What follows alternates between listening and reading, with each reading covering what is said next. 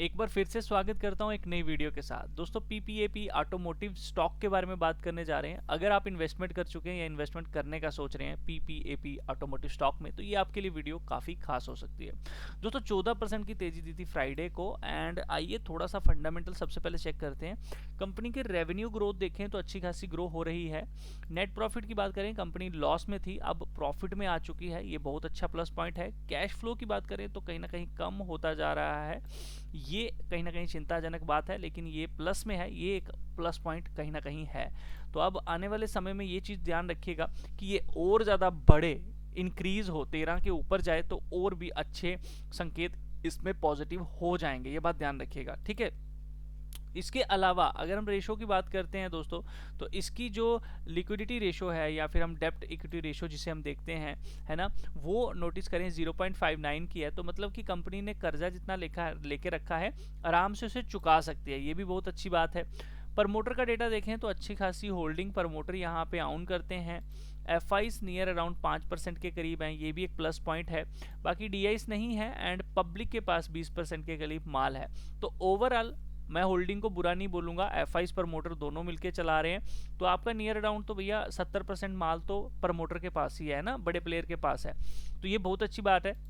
बाकी अदर भी बड़े प्लेयर हैं जिनके पास बड़ी बड़ी क्वांटिटी में माल होता है, तो इसमें बड़े निवेशकों का ही निवेश हुआ पड़ा है, ये बहुत अच्छी बात देखने को हमें मिल रही है। बाकी 14th रैंक पे ये कंपनी आती है, मार्केट कैपिटल इसकी 456 करोड़ की है, ठीक है, तो ये बहुत अच्छी चीज़। बैलेंस शीट की अगर हम बात करते हैं दोस्तों यहाँ पर, तो इक्विटी शेयर कैपिटल हमें काफ़ी टाइम से यही देखने को मिल रहा है कि 14 के करीब ही चल रही है, तो ये एक बड़ा प्लस पॉइंट है कि कंपनी ने कभी भी अपनी इक्विटी कैपिटल को बढ़ाया नहीं है। ये इसका ये मतलब होता है कि डाइल्यूट नहीं किया, अपनी ज़्यादा हिस्सेदारी बेची नहीं है ना, तो ये बहुत अच्छी बात है। रिजर्व एंड सरप्लस कंपनी का बढ़ता जा रहा है। लॉन्ग टर्म बोरिंग जितनी है उससे कम करते जा रहे हैं, ये बहुत अच्छा प्लस पॉइंट है। शॉर्ट टर्म बोरिंग जो है इन्होंने ली है, तो ये ख़त्म भी जल्दी ही हो जाएगी। ट्रेड पेएबल इन्होंने जो आगे पेमेंट करनी है वो 100 के करीब है, ठीक है दोस्तों, ये सीआर में वैल्यू होती है, ये बात ध्यान रखिएगा। इसके अलावा इनके पास भी पेमेंट आनी होगी कुछ, है ना, तो ट्रेड रिसीवेबल 103 करोड़ का ये भी है। करंट इन्वेस्टमेंट 92 पॉइंट समथिंग की है। इन्वेंट्री भी इनके पास अच्छी खासी है। कैश एंड इक्विवेलेंट भी इनके पास है 2.65 करोड़ के करीब करीब। तो ओवरऑल सिनेरियो देखें तो सारी चीज़ें अच्छी ही देखने को मिल रही हैं, फंडामेंटली कोई बुरी बात नहीं है। इंडस्ट्री की पी इसकी जो है ना, वो आप लोग ज़रूर ध्यान में रखिएगा, इसकी 240 के करीब स्टॉक की पी है और इंडस्ट्री की पी काफ़ी नीचे है, तो एक एक्सपेंसिव कहीं ना कहीं ज़रूर है ये स्टॉक, है ना। तो इतने लेवल पे भी अगर लोग खरीद रहे हैं तो ये बहुत अच्छी बात है, इस चीज़ को थोड़ा सा आप लोग नज़रअंदाज मत करिएगा, ठीक है। बाकी इसमें जो प्लस पॉइंट चाहिए, हमें क्या चाहिए, एक तो हमारा कैश फ्लो जो है वो अब बढ़ना शुरू हो जाए, दूसरा हमारा जो नेट प्रॉफिट है वो अब बढ़ना ही शुरू हो। जैसे ये 5 आया है, 42 आया है, अगर एक बार और ऊपर आ गया ना तो भैया इसमें तो रॉकेट बनेगा, ये बात ध्यान रखना, ठीक है। तो इन दो चीज़ों को तो ज़रूर आपने ध्यान रखना है। पहला ये कि हमारा कैश फ्लो और प्लस में जाए और नेट प्रॉफिट प्लस में जाए, प्लस रेवेन्यू जो है वो ग्रो ही करता रहना चाहिए, चाहे स्टेबल रहे लेकिन हो, ठीक है।